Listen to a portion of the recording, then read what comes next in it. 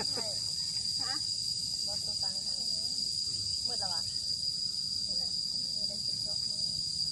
แต่ว่าเอาใส่จ่องนะจะดีเลย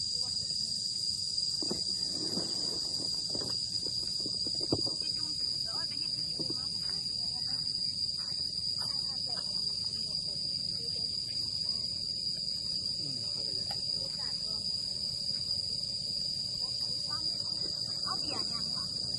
อะไรจ่องอ๋อเลยอะไรจ่องมาทำก็พอได้ยังไงอยู่นะคนนี้ทำแบบเลยโอ้ยเป็นกองก็บอก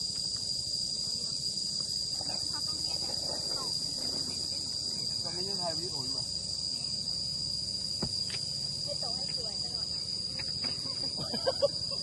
เป็นธรรมชาติครับแม่เงียบจริงบ่ค่อยมีอยู่เอาเลยถ่ายย่าซีน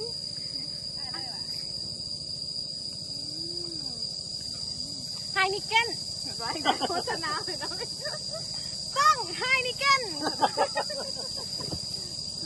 ได้อยู่ได้อยู่นะ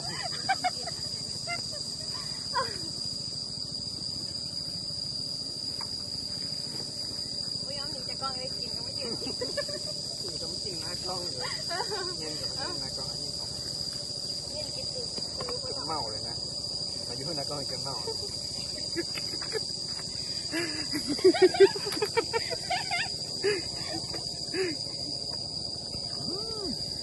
ให้วันพักผ่อนทานของทานยังมีความสุขด้วยไฮนิเกนพวกเขาดื่มไฮนิเกนพวกเขาดื่มไฮนิเกนอเมริกาอย่างโดนลูกทางนี้แสดงกอบกล้วยอะไรความคิดรู้ทำตัวไปอเมริกา